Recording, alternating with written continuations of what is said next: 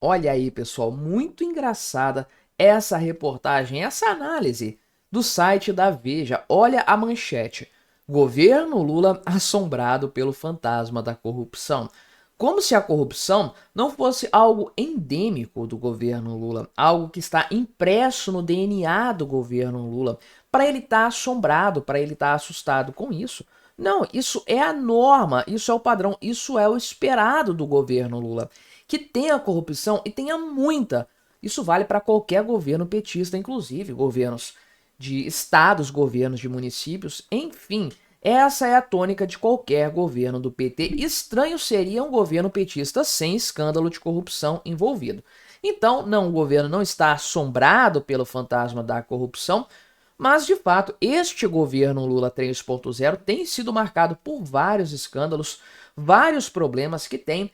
É claro, como o maior exemplo, né, o maior item a ser citado nesse campo, nesse lamaçal, esse monte de corrupção que é o governo PT, o caso do INSS, agora toda a situação envolvendo o senhor Carlos Lupe, não tá fácil para o governo Lula, vai dar muito trabalho limpar isso aí, se é que eles vão conseguir melhorar a própria imagem, né?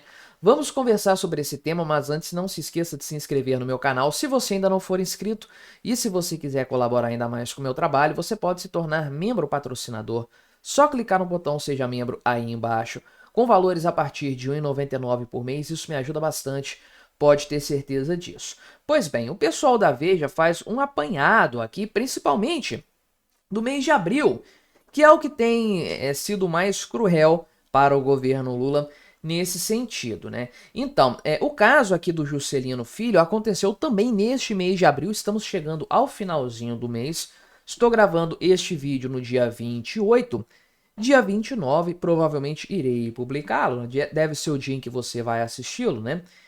Enfim, nesse intervalo de 2 semanas, portanto, dentro do mês de abril, o Lula perdeu o ministro aqui, Juscelino Filho, porque teve que demiti-lo, a coisa acabou se tornando insustentável.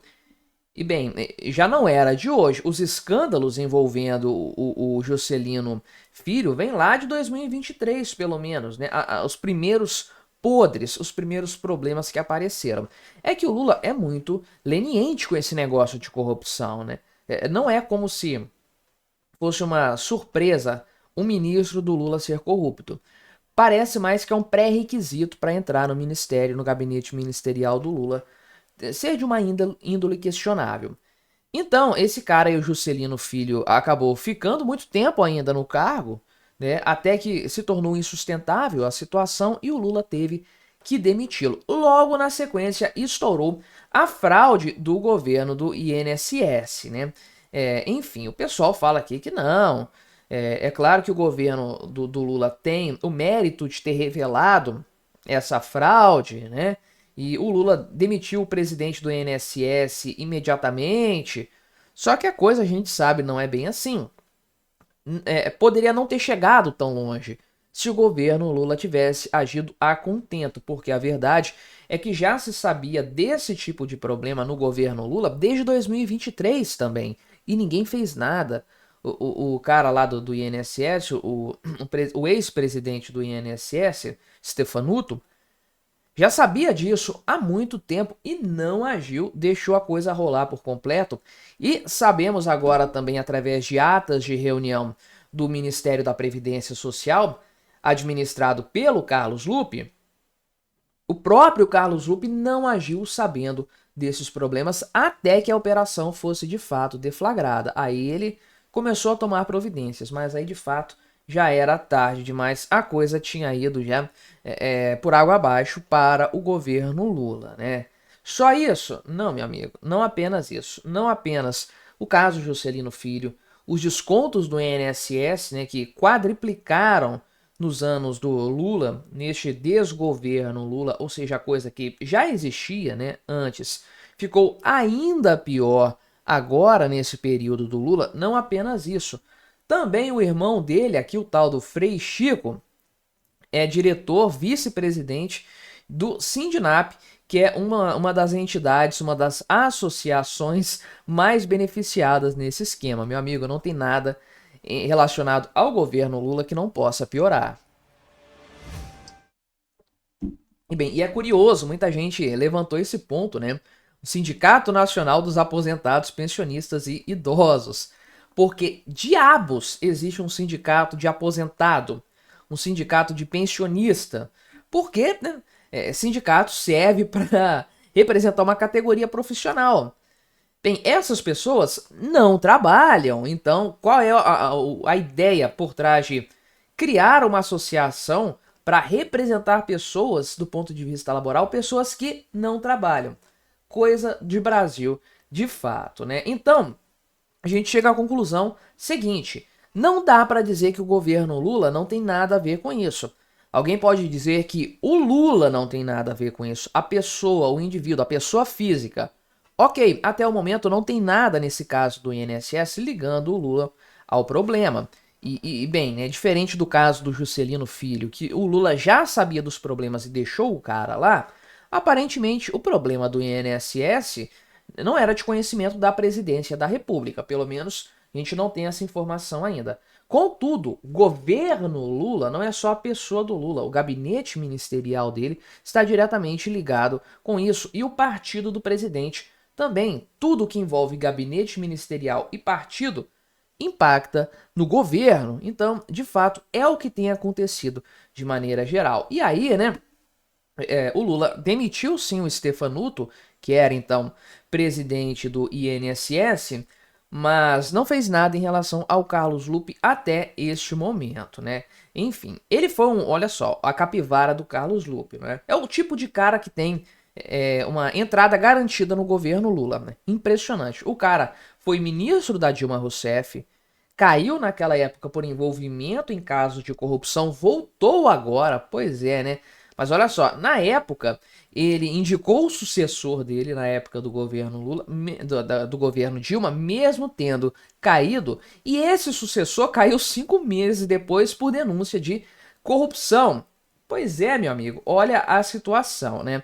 E o Lula, obviamente, né, importante frisar, o Lula prometeu que a fila do INSS iria diminuir, ela só aumentou, o que nos dá a entender que, para além de ter uma reputação nada ilibada, o Carlos Lupe também é incompetente, porque não conseguiu fazer cumprir a promessa de campanha do seu chefe, né? Enfim, é aquela questão, né? Se é difícil, eles colocam aqui, se é difícil entender por que que o Lula indicou o Carlos Lupe, não digo que é difícil não, né? Do ponto de vista moral, você considerar o governo PT, o atual governo, como buscando a eficiência, não faz sentido nenhum mesmo. Mas não é isso que o Lula quer no final das contas, né? E é mais difícil ainda entender por que que o Lula está esperando para demitir o Carlos Lupe, né? Quanto mais tempo a coisa passa, pior a situação se torna, né? Enfim, tem um outro caso aqui também, né? Aqui eles fazem uma linha do tempo da questão dos problemas envolvendo o governo Lula no mês de abril, né? Juscelino Filho caiu no dia 9 de abril por corrupção.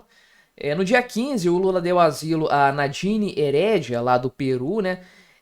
Condenada por causa do Petrolão, inclusive, mandou um avião da FAB buscar ela lá no Peru. Olha que absurdo, né?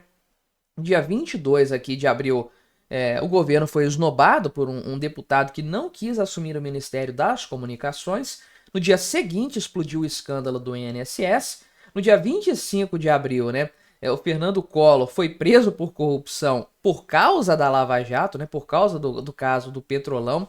Pois é, né, meu amigo? Aí realmente a situação se torna bastante crítica para o governo. Não, o governo Lula não está assombrado pelo fantasma da corrupção. Ele é sempre muito familiar, esse fantasma é sempre muito familiar nos meios petistas, mas que isso vai enfraquecer a imagem do Lula e da sua turma, disso eu não tenho dúvidas. Meu amigo, tenho dito aqui no meu canal com alguma frequência, nem a grande mídia consegue ficar de mãos dadas com o governo Lula mais, porque a coisa está realmente escandalosa do ponto de vista econômico, então não há o que se defender esse desgoverno. É impressionante o grau de incapacidade do governo Lula, de tal sorte que, olha só, A Folha de São Paulo agora vive criticando decisões políticas econômicas do governo Lula. Por exemplo, né, o escandaloso orçamento e principalmente aquilo que é pedalado para fora deste orçamento, né? Enfim, que a gente já sabe pelo projeto de lei de diretrizes orçamentárias apresentado pelo governo Lula, que tudo vai colapsar no máximo até 2027, provavelmente antes disso ainda, pelo atual andar da carruagem, se nada for feito até lá. Então a Folha de São Paulo fez um editorial criticando esse problema e criticando o orçamento paralelo do Lula, que comporta uns bons bilhões de reais que são pedalados sem o menor problema para fora do orçamento, motivo mais do que de sobra para fazer o impeachment desse camarada, mas falta vontade política, falta interesse, falta culhões para o Congresso Nacional seguir nesse rumo. Vamos dar uma olhada então nessa notícia, nesse editorial da Folha de São Paulo, mas antes não se esqueça de se inscrever no meu canal se você ainda não for inscrito, e se você quiser colaborar ainda mais com o meu trabalho, você pode se tornar membro patrocinador, é só clicar no botão Seja Membro aí embaixo, R$ 1,99 por mês, R$ 7,99, você escolhe o valor e você me ajuda bastante dessa forma, pode ter certeza disso. Pois bem, né, o editorial foi publicado ontem, né, estou gravando este vídeo na segunda-feira, foi publicado no dia 27, domingo. Enfim, né, o ponto aqui principal que está sendo colocado por eles é justamente, né, essa prática, essas condutas pouco ortodoxas do governo Lula em matéria de estabelecimento de despesas. Em tese, tudo deveria passar pelo orçamento, receitas e despesas. Por quê? Porque a separação de poderes determina que o poder executivo vai executar os gastos. Gastos desses aprovados pelo Congresso Nacional. Então o Congresso aprova aquilo que está na Lei de Diretrizes Orçamentárias, no orçamento anual, né? Acontece que se o governo pedala gastos para fora do orçamento, o Congresso Nacional acaba não tendo a possibilidade de avaliar isso aí, de autorizar ou não. Isso acaba sendo feito à revelia do Congresso. Obviamente, isso é um crime fiscal, ou pelo menos deveria ser, né?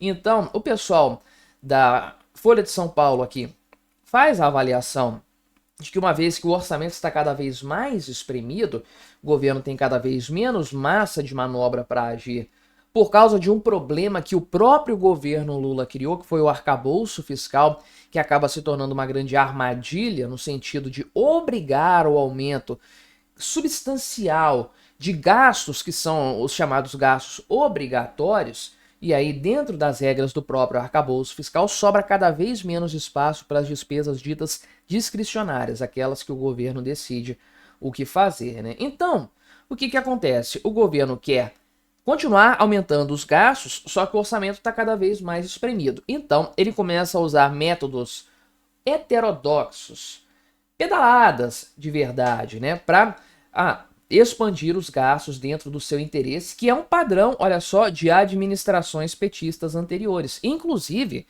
um padrão da Dilma Rousseff, que foi justamente o que causou a queda dela naquele momento, lá em 2016, né? Então, já teve uma auditoria recente aqui do Tribunal de Contas da União alertando para esse problema. Eu fiz um vídeo aqui no canal, inclusive, falando desse ponto aqui, né? Então, por exemplo, tem as verbas oriundas da comercialização de petróleo, né? Essas verbas aqui deveriam entrar como receitas no orçamento, até para elas serem aproveitadas para outras coisas dentro do que já está previsto no orçamento. Mas o Lula não quer isso aí. Ele não quer direcionar essas receitas para o bolo total do orçamento. Ele vai direcionar para aquilo que ele realmente quer, que é o tal do Vale Gás, né? Que é o auxílio gás turbinado que o Lula prometeu para este ano. Então ele precisa de verba para isso, não tem de onde tirar no orçamento, arranjou uma verba lá de algum outro lugar, né? A questão do petróleo ali e tudo mais, e manda direto para esse programa, algo que vai contra a lei fiscal, obviamente, é uma pedalada em todos os sentidos. E obviamente a coisa não para aí, né? Isso é do lado das receitas. A gente pode dizer que é menos pior. Agora, do lado das despesas, né? Tem vários fundos privados que a União é cotista e que não tem passado pela conta do Tesouro, né? Mas que são gastos em programas de natureza pública. Então, veja só, né? Tem despesas que estão sendo executadas, despesas públicas que não constam no orçamento. Por exemplo, aqui, o pé de meia, que deu um bafafá danado no Tribunal de Contas, que infelizmente acabou não dando em nada, pelo menos até o momento. Está dentro do prazo de 120 dias dado pelos ministros do TCU para que a coisa fosse regularizada de fato, né? Também tem aqui mais ou menos 30 bilhões de reais do Fundo Rio Doce, que foi usado lá, né, para compensar os afetados pelo rompimento das barragens da Vale, anos atrás, né? Enfim, né? Esse valor também está sendo pedalado, o gasto dele não passa pelo orçamento. Tem também aqui os fundos que são usados para o programa Minha Casa Minha Vida, né? O Lula está aumentando as faixas, agora tem gente com 12 mil reais aí de renda mensal que pode entrar no programa Minha Casa Minha Vida. Virou um negócio generalizado, de fato, precisa de dinheiro para bancar os subsídios disso. De onde que o Lula busca essas coisas? Busca lá, é claro, de fundos fora do orçamento para não ter que passar então pelo crivo do Congresso Nacional e poder gastar o que ele quiser dessa forma, né? Além disso aqui, o governo vai ainda criar um novo fundo privado de 6,5 bilhões de reais, né? Aqui para infraestrutura e recuperação de eventos climáticos, né? Mais um fundo privado que vai tirar recursos aqui do orçamento para gastá-los sem a anuência, sem o conhecimento do Congresso Nacional, né? Enfim, olha a situação, né? Além do governo falar claramente no projeto de lei de diretrizes orçamentárias que não vai ter orçamento para 2027, o negócio vai colapsar de fato, o governo assumiu isso. Olha que absurdo, o governo falou, se a gente continuar nessa toada, não vai ter orçamento para 2027. Não propôs nenhum ajuste disso aí, mas o ajuste é fundamental. Porém, ao invés de seguir por esse caminho, né, vamos consertar a economia, vamos salvar a economia para que haja um orçamento nos próximos anos. Ao invés de seguir para esse lado, o Lula prefere ir para o lado fácil, que é pedalar gastos, pedalar receitas para continuar fazendo as suas políticas populistas, eleitoreiras, à revelia da economia, à revelia do orçamento, à revelia da separação entre poderes. Uma coisa tão escandalosa, tão absurda, tão esdrúxula, que nem a Folha de São Paulo consegue mais passar pano para isso. Olha aí, meu amigo, mais uma notícia a respeito da educação no Brasil, do desempenho dos alunos brasileiros em matérias básicas como português e matemática. E adivinha só, para surpresa de um total de 0 pessoas, esses números continuam bastante baixos, né? Na verdade, o desempenho de matemática no ensino médio regrediu a níveis de 2011, ou seja, 14 anos depois, não se evoluiu nada nesse sentido. E, de maneira geral, os números estão inferiores aos níveis pré-pandemia. Não se recuperou nada da perda evidente desse período. É claro, meu amigo, a educação estatal é uma bagunça completa, é um poço de ineficiência e a tendência é que ela seja cada vez pior. E sempre que nós vemos dados novos sendo divulgados, novos números sendo apresentados, isso se torna cada vez mais gritante, cada vez mais evidente. Ah, mas isso aqui não é só rede pública, né? Na verdade, eu acho que é só rede pública também, mas o problema não é só da rede pública. Rede pública e rede privada, ambas estão sob o crivo do Estado. O problema é o Estado nessa história. A gente vai conversar sobre esse tema, mas antes, não se esqueça de se inscrever no meu canal se você ainda não for inscrito. E se você quiser colaborar ainda mais com este meu canal, você pode se tornar membro patrocinador. É só clicar no botão Seja Membro aí embaixo, com valores a partir de R$ 1,99 por mês. Isso me ajuda bastante, pode ter certeza disso. Pois bem, né? A gente tem uns dados aqui da pesquisa Todos pela Educação, né? Me surpreende que não seja Todes pela Educação. A essa altura do campeonato, eu espero tudo, né? Enfim, são dados do SAEB, o Sistema de Avaliação da Educação Básica, né? Enfim, a avaliação aqui, vamos ver de maneira geral, né? Os dados aqui de maneira geral, avaliação de português e avaliação de matemática, né? Então, embora os níveis de aprendizagem de maneira geral, tenham avançado nos últimos anos, lembre-se, nós tivemos um grande decréscimo na época da pandemia e nem tem como dizer que não foi previsto. Foi previsto sim.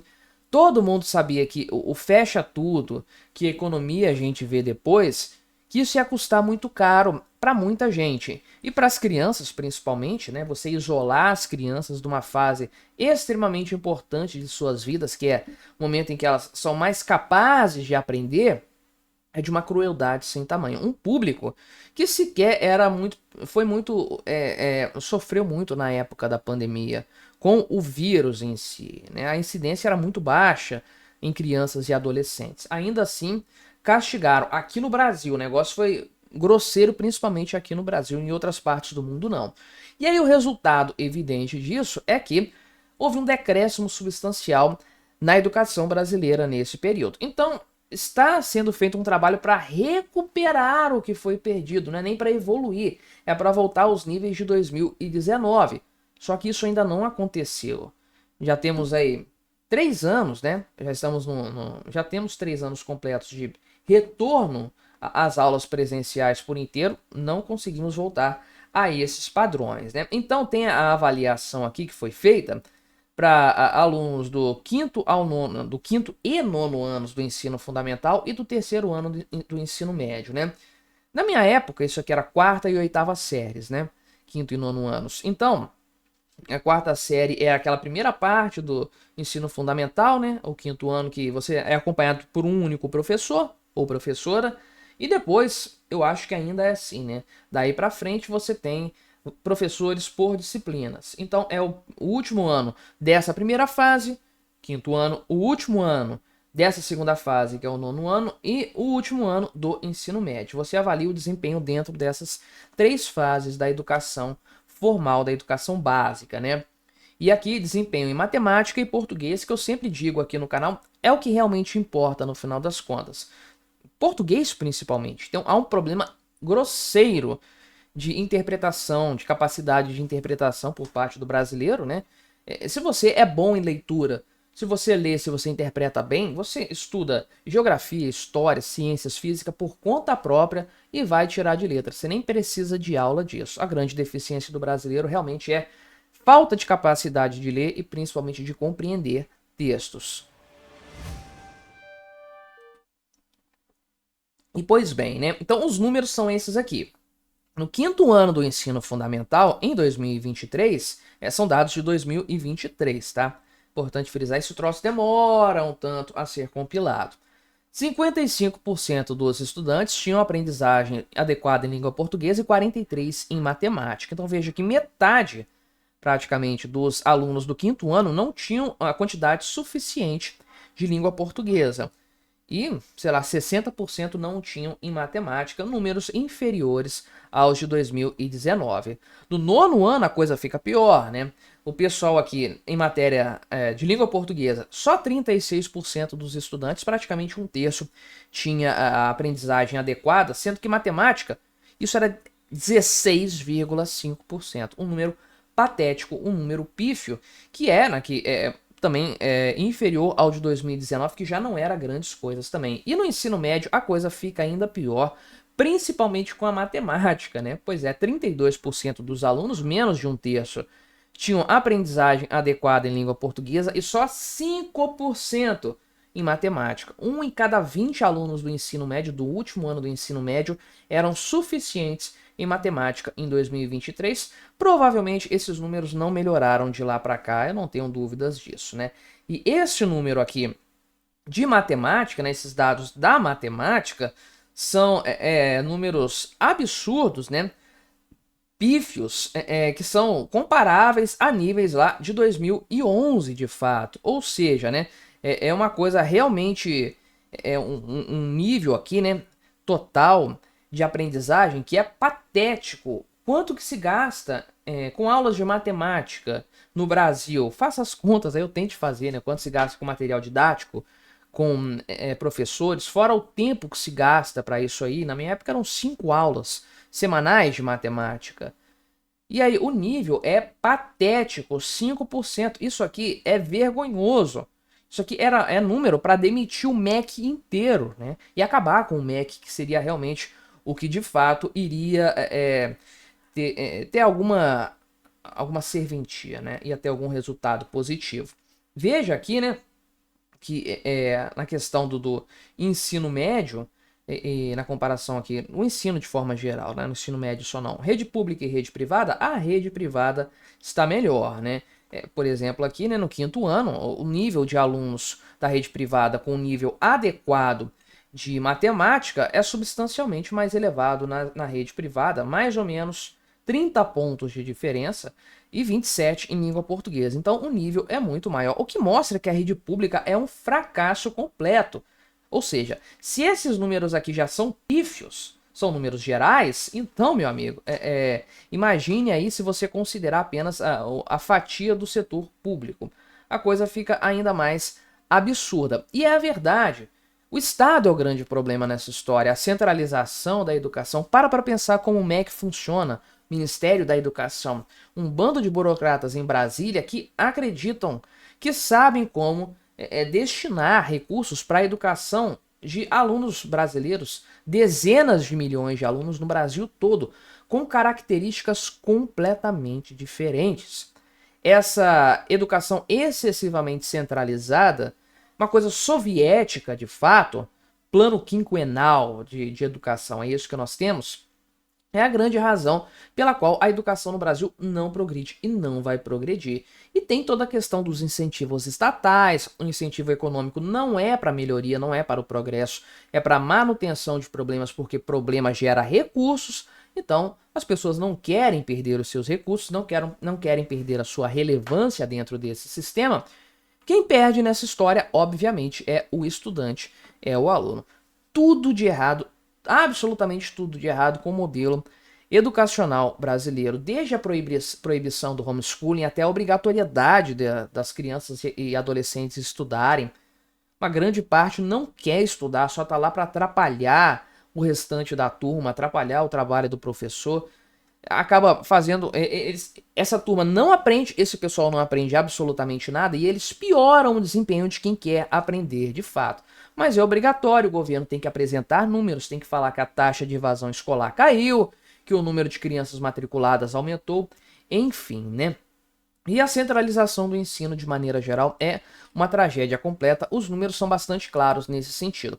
A educação no Brasil tem resultados pífios e nada é feito para melhorar isso. Gastam-se rios de dinheiro e nada muda. É só tragédia após tragédia, só números fracassados após números fracassados. Recessão ou estagflação? No que você aposta para a economia dos Estados Unidos, meu amigo? Me diga aí. As apostas estão na mesa, de fato, vários agentes econômicos apontando para lados diferentes. O que ninguém acredita que vai acontecer nos Estados Unidos neste ano é um crescimento econômico expressivo. Isso não está sobre a mesa. É claro que, importante frisar também, muitos têm dito, muitos têm lembrado desse pequeno detalhe, a culpa disso não é integralmente do Donald Trump. O cara chegou ao poder aí tem 3 meses, né? Os problemas já vinham lá de trás. A desaceleração começou no governo Joe Biden. Só que o Trump não apenas não está fazendo nada para melhorar o cenário, como parece que ele está acelerando esses problemas. Então, né, o pessoal aí do mercado financeiro, as análises, estão variando em suas opiniões, mas todos parecem estar mais pessimistas hoje do que estavam algum tempo atrás. Vamos dar uma olhada nessas análises, mas antes não se esqueça de se inscrever aqui no meu canal se você ainda não for inscrito, e se você quiser colaborar ainda mais com o meu trabalho, você pode se tornar membro patrocinador do meu canal, com valores a partir de R$ 1,99 por mês. Isso me ajuda bastante, pode ter certeza disso. Pois bem, né? Então, a questão aqui realmente é o do tarifaço, o quanto que isso pode representar de impacto para a economia norte-americana. Não se engane, quem paga a conta principalmente nessa história é o povo norte-americano, é o empresário que precisa importar itens para tocar os negócios, enfim. Tarifas alfandegárias, barreiras protecionistas, isso só prejudica a população do país, porque você obriga o seu povo a pagar por produtos mais caros. A necessidade que é vista por nacionalistas como o Donald Trump É porque os produtos produzidos no país são mais caros que os produtos que vêm de fora. Então é simples. Ao levantar uma barreira alfandegária, você está obrigando o povo do seu país a pagar mais caro por produtos. E aí não são apenas os consumidores, também os produtores, porque os insumos vão ficar mais caros com esse tarifaço também, caso ele vá adiante, né? Então, a opinião majoritária antes da posse do Donald Trump era a do pouso suave. Então, isso já vinha sendo falado há algum tempo. A economia americana ia dar uma desaquecida mesmo. Era necessário, inclusive, para conter a inflação. É mais ou menos o que está acontecendo no Brasil hoje. O Banco Central pesando a mão na taxa de juros para reduzir a atividade econômica e, por consequência, reduzir também a taxa de inflação. Uma coisa não deveria ter nada a ver com a outra se o Estado não tivesse envolvido nessa história. É uma coisa até curiosa, né? Você pensar que você tem que ter uma diminuição da atividade econômica para os preços caírem. Uma coisa não deveria ter relação com a outra, mas enfim, tem alguma relação, mas o caminho não deveria ser esse. O caminho deveria ser o da liberdade econômica, a relação entre oferta e demanda, enfim, né? Mas o pouso suave dos Estados Unidos já era algo meio previsto e aconteceria de uma forma que não causaria uma recessão, não causaria uma alta muito grande do desemprego, né? E então, nesse cenário, seria um cenário ok, a economia não está crescendo tanto assim, mas isso permitiria que o Fed cortasse um pouco as taxas de juros e estabilizasse melhor essa situação. Agora isso mudou completamente, meu amigo. O jogo virou por completo e, né, as dúvidas agora, né, não estão relacionadas a isso, a pouso suave, a crescimento econômico. Não, não. O melhor cenário, né, o cenário mais otimista que acontece, né, que pode acontecer, é uma recessão leve neste ano, né, ou em 2026, que vai ajudar o Fed a baixar os juros, porque a demanda vai cair, os preços vão cair, o Fed abaixa a taxa de juros, a economia se recupera na sequência. Tem gente acreditando que isso pode acontecer. Mas tem um terrível cenário que é um perigo aqui no Brasil também. Engraçado como os Estados Unidos começam a ficar parecidos com o Brasil nesse sentido, né? O risco, é claro, da estagflação, ou seja, uma economia que não cresce, que está estagnada, mas que não permite um corte na taxa de juros porque a inflação permanece elevada. Aí é uma tragédia completa, porque você tem o pior dos mundos, você tem a tempestade perfeita acontecendo. O que o pessoal vê nesse sentido? Quais são as previsões? Vamos dar uma olhada nisso aí. E bem, né? Então, o pessoal está fazendo aqui, né, uma análise muito ponderada da situação, porque a imprevisibilidade é grande, ninguém sabe se o Donald Trump vai seguir sério nesse negócio de tarifas ou não. Então ninguém aposta todas as fichas em uma única direção, tá tudo assim muito em cima do muro, né? Então, veja aqui, por exemplo, que o Goldman Sachs, né, que tem acertado mais que outros bancos nos últimos anos, inclusive, então é bom olhar para essas análises, acredita que o PIB vai crescer neste ano 0,5%, ou seja, praticamente nada, mas evita uma recessão. Bateu na trave, quase recessão, mas evita isso aqui ainda, né? Só que essa previsão, fizeram, ok, depois do primeiro tarifaço aí do Donald Trump, pressupõe que as tarifas vão ser adotadas aí em todos os países numa média de 15 pontos percentuais, que está longe aqui, por exemplo, né, dos 150% de sobretaxa que a China acabou sofrendo. Ou seja, isso aqui vai ficar de fato, né, bastante uma situação bastante complicada se for levado adiante assim, né? Então o pessoal aqui está muito indeciso, porque vai ou não vai? Suspende tarifa ou não suspende tarifa? Aumenta a tarifa da China ou retrocede isso? Ninguém sabe o caminho, né? O pessoal aqui da Apollo, né, que é uma gestora de ativos, uma das maiores gestoras de ativos globais, coloca em 90% a chance dos Estados Unidos entrarem em recessão. Ou seja, né, estamos falando aí de quase certeza de que sim, isso vai acontecer, né, em breve aí, de fato, em decorrência desse negócio aqui do tarifaço. Então, esse pessoal da Apollo aqui afirma que as empresas dos Estados Unidos estão revisando para baixo os lucros, estão fazendo menos pedidos, porque não dá para ficar criando grandes estoques, se endividando para isso aí, né? Estão investindo menos dinheiro em novos equipamentos, né? Por exemplo, aqui as vendas de caminhões pesados, que são muito importantes para a cadeia logística, estavam no menor nível desde a pandemia, né? E a confiança dos CEOs está no pior nível desde 2009, quando a gente estava no auge da crise econômica, né? Então, o pessoal acredita aqui que em meados de maio, o fluxo de navios porta-containers da China para os Estados Unidos provavelmente vai parar por causa do tarifaço aí e etc, né? Então, a demanda de transporte rodoviário com containers vai ser muito reduzida por causa disso. Isso vai levar a um quadro de demissões nesse setor, né? Tanto aqui no transporte rodoviário quanto no varejo também, que seria o destino final desses produtos, no final de maio ou início de junho, que seria o momento em que a economia norte-americana entraria em recessão, algo que se consolidaria no final deste ano, né?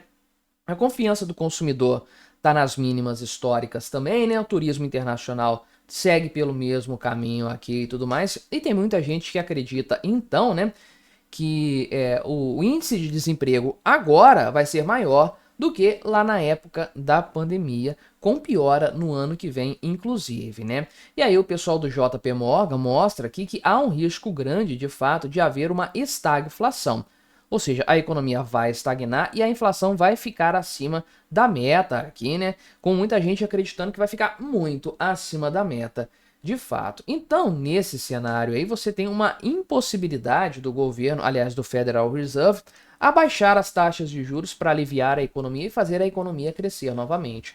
Você vai ter uma economia patinando com preços bastante elevados. Aliás, os preços podem ficar elevados porque com o tarifaço do Donald Trump, conforme eu falei, todo mundo vai ter que comprar itens mais caros. Então, isso vai colaborar para piorar o que já está bastante ruim. Meu amigo, a situação econômica lá nos Estados Unidos se deteriorou e bastante rápido, a ponto de hoje as duas possibilidades miradas no radar serem estagflação ou recessão. Tá difícil escolher um cenário para se torcer nesse cenário. Tenho dito e volto a repetir, meu amigo, o senhor Carlos Lupe está na berlinda, porque conforme as notícias vão aparecendo a respeito da fraude no INSS, pior fica a situação dele de maneira geral. Olha só, agora, né, ele falou aqui em entrevista, o Carlos Lupe, que ele sabia o que estava acontecendo no INSS. Olha que absurdo. Isso aqui não é confissão de prevaricação? Na minha época, pelo menos era, né? Mas eu acho que hoje em dia tudo pode. É impressionante. Você sabe, esse Carlos Lupe tem uma reputação que fala por si só. A gente nem precisa entrar muito nesse mérito. O cara se enrolou todo lá na época do governo da Dilma Rousseff, tá se enrolando de novo neste atual governo, né? Então a Polícia Federal já mandou a real, falou aqui que o Stefanuto, que é o ex-presidente do INSS, ignorou o parecer relacionado a esse problema, liberou descontos em massa a uma entidade investigada. Então o cara agiu no sentido, né, de prejudicar o aposentado, o pensionista, em favor dos seus amigos. Acredito que sejam amigos dele, muito provavelmente, né? E não só isso, o governo Lula, de maneira geral, foi alertado por uma série de órgãos dos problemas que estavam acontecendo desde 2023.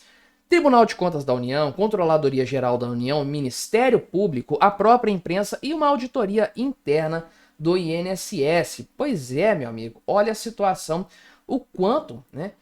O quanto a coisa vai ficando pior, quantas pessoas fizeram vista grossa para isso tudo, né? Então, fica no radar a pergunta: Carlos Lupe vai ser demitido ou não? O cara aqui do PDT, né, o senador aqui do PDT, o PDT, o Everton Rocha, que é amigo ali de partido do Carlos Lupe, defendeu ele publicamente, falou que demitir ele agora, né, iria prejudicar os aposentados, né? Caramba, meu amigo. A inércia do Carlos Lupe prejudicou os aposentados, não é a demissão dele, mas o governo Lula está, de fato, com um dilema. Tá pistola com o Carlos Lupe, porque não daria para ser diferente, só que realmente tem um grande problema nessa história, sobre o qual a gente vai conversar. Mas antes, não se esqueça de se inscrever no meu canal se você ainda não for inscrito. E se você quiser colaborar ainda mais com o meu trabalho, só clicar no botão Seja Membro aí embaixo, com valores a partir de R$ 1,99 por mês. Isso não te custa tanto assim, mas me ajuda bastante, pode ter certeza disso. Pois bem, olha só o que o Carlos Lupe falou, né, em entrevista, né? Ele falou que no governo tudo é demorado. Eu sabia o que estava acontecendo das denúncias. Ah, meu amigo, olha isso aqui, como o cara fala, fala um negócio desses aqui que obviamente foi parar na manchete da notícia, porque é a afirmação mais grave de todas, né? Fico pensando se um cara desses não tem uma assessoria jurídica que seja para não falar uma bobagem dessas aqui publicamente, né? E ele falou que tinha que fazer uma instrução normativa para acabar com isso, né? Ele ficou irritado com a demora, né? Enfim, obviamente dava para lidar com isso de uma forma muito mais célere, mas os dados nos mostram que não foi isso aqui também não, tá? Foi muito pior. As atas do Ministério da Previdência Social mostram que o Carlos Lupe foi alertado de vários problemas aí e ficou jogando isso para frente até que a situação se tornou completamente insustentável, né? O caso aqui, né, de acordo com a investigação da Polícia Federal, envolvendo aqui a cúpula, né, do INSS, é o seguinte, que o INSS deu um jeitinho de liberar aqui, né, a consignação de mensalidade de quase 35 mil benefícios, né, a partir de uma lista que o CONTAG, né, que a CONTAG, a Confederação Nacional dos Trabalhadores da Agricultura, enviou para o INSS, né? Então, o Stefanuto assinou essa autorização, inclusive, né, mesmo depois da Procuradoria do INSS ter emitido um parecer contrário a essa liberação. Pois é, né? Então, né, parece aqui que foi, de acordo com documentos do INSS, foi esboçada uma solução pelo Stefanuto para esse pedido aqui da CONTAG numa reunião em junho de 2023. Pois é, meu amigo, realmente uma situação assim bastante complicada para o Stefanuto nessa história. A batata dele já assou, mas do ponto de vista criminal a coisa pode ficar feia para ele ainda. E agora o ponto principal realmente é a responsabilidade do Carlos Lupe nesse sentido, né? O governo Lula tem sido avisado desses problemas desde 2023 por uma série de entidades diferentes aqui, né?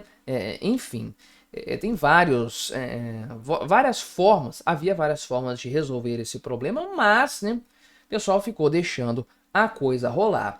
A CGU fez uma investigação lá em 2023, né, dos descontos indevidos aí ela fez alertas, né? Fez aqui, inclusive, constatou que o INSS não estava tomando controles suficientes para resolver esse problema. Nada mudou desde então, né? E aí, no ano passado, o INSS recebeu uma versão preliminar desses resultados aqui.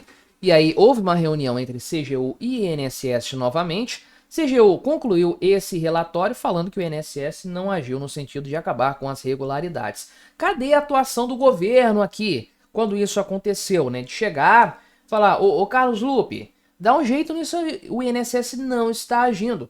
Muda a presidência, muda a diretoria, faz alguma coisa para resolver esse problema, né? Então, o documento da CGU é bastante claro nesse sentido, né? E olha só, lá em 2019, o Ministério Público do Paraná já tinha alertado o INSS também, né? Então, a coisa começou lá atrás, de fato, localmente, né, Ministério Público do Paraná, mas a coisa se alastrou bastante, de fato, né? Então, aqui, o Carlos Lupe foi informado na reunião lá do Conselho Nacional da Previdência Social desse problema em junho de 2023, né? E falou aqui que depois vamos ver, ficou enrolando. Acabou que foi feita ali uma apuração do tema aí, que se concluiu em 6 de setembro do ano passado, sem mudar nada desde então. Tribunal de Contas da União aqui fiscalizou os descontos, né? Avisou o governo, avisou o INSS em setembro de 2023. Depois fez uma inspeção aqui, né, em novembro de novembro até março do ano passado, a pedido do Congresso Nacional. Novamente falou que os controles tomados pelo INSS eram insuficientes. Aí, de novo, né, em junho do ano passado, o Tribunal de Contas da União determinou que o governo só autorizasse novos descontos com assinatura eletrônica avançada e com biometria, né? Ainda assim, a coisa continuou acontecendo desde então, né? O site Metrópolis já tinha identificado em março do ano passado um ano atrás, antes do negócio estourar, né? Esse esquema já estava claro, inclusive, né? 2 bilhões de reais já tinham sido descontados indevidamente em favor de sindicatos em apenas um ano, uma coisa escandalosa. De fato, o Ministério Público Federal moveu uma ação judicial logo na seguida pedindo, né, a suspensão desses acordos aí e tudo mais, só que nada aconteceu desde então. Enfim, não foi falta de aviso, sem sombra de dúvidas. Aí paira a grande questão: quem que vai pagar por isso? Quem vai ser o bode expiatório? Tem tudo para ser o Carlos Lupe, porque, como o nome dele foi claramente citado, demitir o Stefanuto não é suficiente mais. Foi uma primeira a providência a ser tomada para evitar que o problema ficasse mais escandaloso. Pelo Carlos Lupe, ele não teria sido demitido, mas o fato é que o ministro da Previdência Social, cuja finalidade é lidar com a Previdência Social e apenas isso, tem muita responsabilidade nesse caso. O senador Everton Rocha, que é do PDT lá do Maranhão, né, falou que o governo Lula aqui não tem que demitir o Carlos Lupe, porque isso aqui vai prejudicar os interesses, né, aqui interesses dos aposentados e tudo mais aqui, né? Falou que ele é muito bom, ele não é investigado aí, etc, né? Enfim, a verdade é que o governo Lula está muito enfesado com o que está acontecendo nessa história. Isso vai custar muito caro para o Lula, sem sombra de dúvidas. E o Carlos Lupe tem falado um monte de besteiras, além de ter se omitido esse tempo todo, né? Então, isso aqui, essa outra declaração dele aqui de que sabia o que estava acontecendo, deixou o pessoal do Palácio do Planalto mais revoltado, obviamente, né? Só que a verdade é que o governo não quer se dar ao luxo de perder outro ministro agora, porque ele perdeu o Juscelino Filho recentemente, teve muita dificuldade para colocar alguém no cargo, e se tirar o Carlos Lupe, ele vai perder relações com um partido importante, né, na base aliada que é o PDT.